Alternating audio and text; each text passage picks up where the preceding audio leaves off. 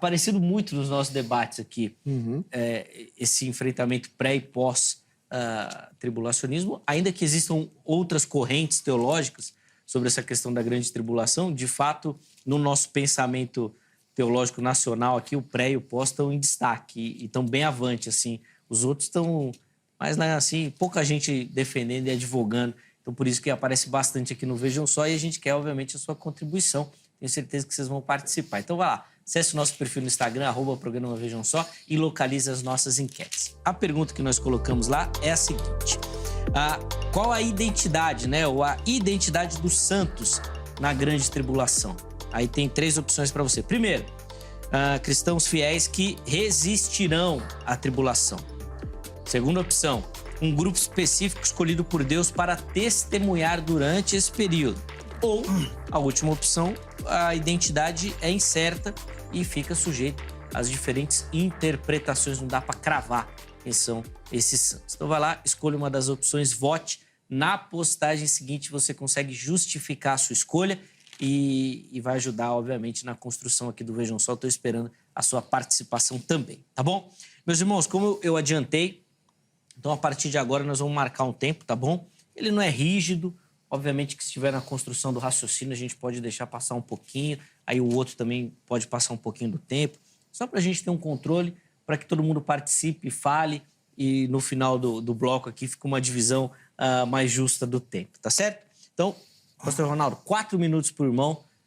Acho que a fala inicial do pastor Wesley já deixou bastante coisa para o irmão comentar aí, por favor. Não, é gostoso, é gostoso quando a gente senta para poder apresentar a palavra de Deus, né?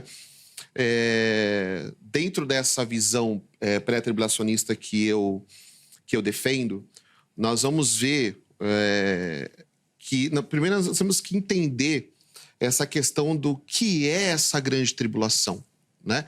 A grande tribulação é um tempo de provação que vai vir sobre todo mundo, né? E quando eu falo todo mundo é algo geral, porque não vai ter como escapar disso, né? A pessoa pode tentar fugir, pode tentar se esconder, mas não vai ter como escapar, né? Vai acontecer. A Bíblia até, um dos textos aqui que eu vou apresentar, fala até a questão da ira vindoura do Senhor derramando sobre a terra, né? E o meu amigo, né, o pastor Wesley, citou que não há na Bíblia nenhum texto que fale que a igreja não passará, né? E o meu primeiro ponto de vista é que eu penso assim, o porquê, né? Qual é o motivo do Senhor permitir com que a sua noiva fique aqui durante a grande tribulação e derramar sobre ela a sua ira, né? Porque como nós estamos falando de ira, igual eu falei, é algo que ninguém vai escapar, né? E por qual motivo seria de que Deus derramaria isso, né?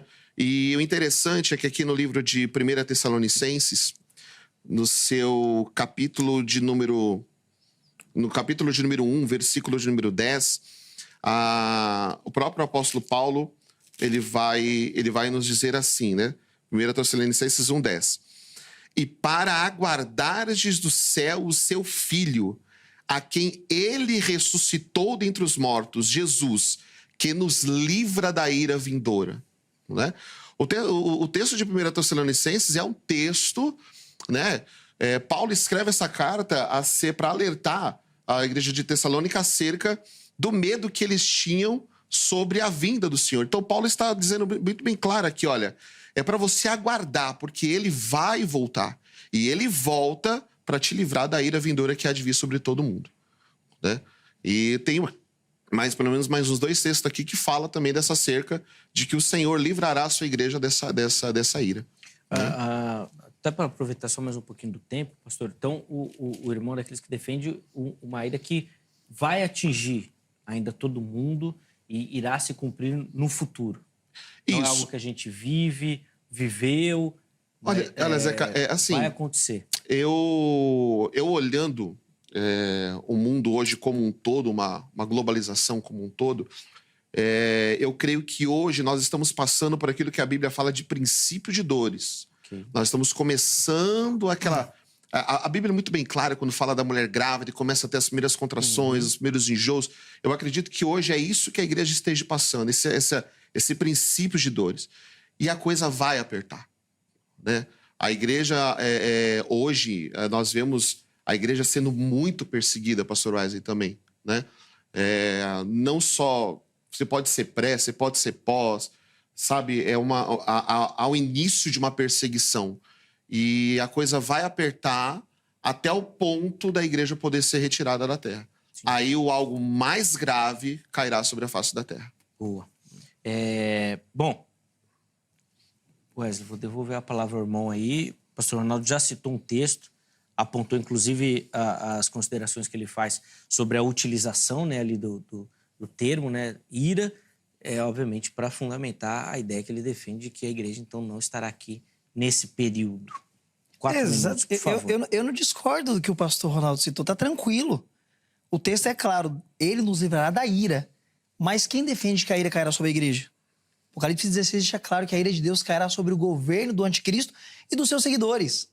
A igreja estará aqui, mas não experimentará a ira de Deus.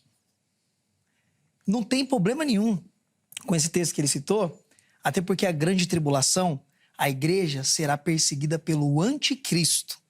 A ira de Deus é a vingança do Senhor sobre todos os santos que foram mortos desde Abel até o último mártir. É isso que está em Apocalipse 6, verso 9. Ó Todo-Poderoso, até quando o Senhor não vingarás o sangue dos seus servos e dos santos? Então a ira de Deus não cai sobre a igreja mesmo, não tem um problema não, nisso eu concordo com o senhor. Esse não é o texto que não prova que a igreja não estará aqui. O texto não diz isso. O texto diz que ele nos livrará da ira. A ira não cairá sobre a igreja. Isso é tranquilo. Não tem problema nenhum sobre esse texto aí. Eu até pensei que o pastor ia usar outro texto. Mas eu queria, nessa minha fala aqui, que seria um rebate do que o pastor falou, trazer um pano de fundo, uma breve introdução do livro que nós vamos debater, que é o Apocalipse. Acho muito interessante isso, até para o pessoal em casa ficar por dentro do que acontece no Apocalipse e entender a chave hermenêutica. Porque se nós entendermos, pastor Ronaldo, a chave hermenêutica do livro do Apocalipse, fica muito tranquilo para interpretar ele e entender quem são esses santos. Então, bora lá. João recebe essas revelações numa ilha de Patmos, numa ilha vulcânica do Mar Egeu. E quando ele sai dali, depois que Domiciano morre e Trajano assume, ele volta para Éfeso, ele começa a escrever essas revelações no ano 96. E é curioso que muitos entendem, eu também concordo, que a chave hermenêutica deste livro está em Apocalipse 1, verso 19. Quando Jesus Cristo diz para ele, escreve o que viu, escreve as coisas que são e escreve as coisas que hão de acontecer. As coisas que viu, dá para se interpretar como o capítulo 1, toda aquela revelação do Eterno, do Senhor Jesus, dos candelabros e tudo. As coisas que são, capítulo 2 e 3, a igreja, as 7 igrejas da Ásia Menor. E as coisas que hão de acontecer. Capítulo 4, que tem ali o trono de Deus, os anciões, os animais. Capítulo 5, o livro selado. E o capítulo 6, que começa a grande tribulação. Aqui está a chave para entender o livro. Entendendo isso, não teremos problema nenhum para conseguir compreender que a igreja estará aqui na grande tribulação. E eu quero agora devolver para o meu querido pastor, com todo respeito, 2 textos que mostram claramente que a igreja estará no período da grande tribulação. Um é um texto clássico, Mateus capítulo 24, verso 29 ao verso de número 30. O próprio Jesus Cristo, ele afirmou, depois daqueles dias de grande tribulação ou aflição, dependendo aí da versão que você vai usar, o sol se escurecerá, a lua não dará sua luz, as estrelas cairão dos céus, todo o cosmos será abalado. Então aparecerá no céu o sinal do Filho do Homem, e todas as tribos da terra se lamentarão sobre ele. E eu também quero citar aqui uma carta do apóstolo Paulo, e eu acho que o pastor ele vai concordar comigo, tanto a 1 Tessalonicenses quanto a 2 Tessalonicenses, o apóstolo Paulo ele vai tratar sobre a volta do Senhor Jesus, que era um problema daquela igreja. Como que se daria a volta de Jesus Cristo? Alguns lá tinham parado de trabalhar, não queria trabalhar porque achavam que Jesus já tinha voltado. E em 2 Tessalonicenses, capítulo 1, do verso 7 ao verso 8, olha o que o apóstolo Paulo vai nos ensinar, pastor Ronaldo. 2 Tessalonicenses, pessoal de casa, consulta aí, capítulo 1, verso 7 ao verso 8. Olha só. E a vós que sois atribulados, descanso convosco quando se manifestar o Senhor Jesus descendo do céu com os seus anjos e com seu poder, com labaredas de fogo, tomando vingança dos que não conhecem a Deus e não obedecem o evangelho do nosso Senhor Jesus Cristo. Então, Paulo, ele está de acordo com o que Cristo falou. Cristo diz que depois dos dias de grande tribulação, aparecerá no céu para arrebatar a sua igreja. E Paulo diz a mesma coisa, que aqueles que são atribulados receberão descanso quando Jesus Cristo se manifestar no céu. E quando ele vai se manifestar? O arrebatamento da igreja. Então, biblicamente, Jesus, ele vem depois da grande tribulação. Então, são dois textos aqui que eu queria ver o querido pastor Ronaldo trabalhar esses dois textos. Boa. Vamos lá, pastor. Devolver a palavra ao irmão, então, para poder fazer aí, então, as suas observações em cima do texto. Obviamente que se precisar, a gente pode estender um pouquinho aí também, ou dividir em dois comentários. Fica à vontade. Tá bom, Zeca. Para poder falar acerca desses textos que o pastor Wesley colocou muito bem, né? E é interessante que a gente, embora visões diferentes, algumas coisas a gente está meio que concordando, né? Essa questão da igreja, de uma igreja na grande tribulação, né? E é interessante, Zeca, que assim, quando nós falamos de arrebatamento, Zeca, pastor Wesley, a gente tem que diferenciar uma coisa. Arrebatamento é uma coisa, volta de Jesus é outra coisa. São duas coisas distintas e totalmente diferentes, né? O arrebatamento não é Cristo que vem, é a igreja que vai, né? Aquele texto que Paulo falou, né? E nós que ficarmos na terra não precederemos os que dormem, porque o mesmo Senhor descerá do céu com voz de alarido, voz de Deus, trombeta, tal. Então, o que acontece? Aqui há o arrebatamento, onde entra esse texto que o pastor Wesley, o segundo texto que o pastor Wesley colocou, né? De que ele vem. E nesse arrebatamento, Zeca, o interessante é que nesse arrebatamento, ele não toca os pés na terra. Ele fica nos ares. E é a igreja que vai até o encontro do Senhor. Eu estava até conversando com uma pastora amiga minha alguns meses atrás, e eu até falava para ela assim, pastor Wesley, eu falei assim, olha, eu acho que a igreja tem que parar de falar que Jesus está voltando. Né? Eu acho que, de repente, alguém em casa agora caiu da cadeira. Né? Por quê? Porque, assim, quem está vindo agora sobre a terra não é Jesus. Quem está vindo agora sobre a terra é o anticristo. Né? Porque nessa primeira parte aqui, não é ele que vem, é nós que vamos ao encontro dele, encontrar com ele nos ares. Né? Encontrando com ele nos ares, nós teremos ali as bodas do Cordeiro, as festas e tal, para depois da grande tribulação, aí sim, aí ele vem com seus milhares de anjos, igual a visão de Enoque comentada no livro de Judas. Né? Então, para poder comentar isso acerca que o pastor Wesley bem colocou, eu sempre gosto de fazer essa diferenciação. Haverá um livramento para a igreja? Isso é nítido que haverá. Né? Mas esse livramento, ele se dará nesse momento onde o Senhor descerá nos ares e nós nos encontraremos com ele. Ele nos livrará.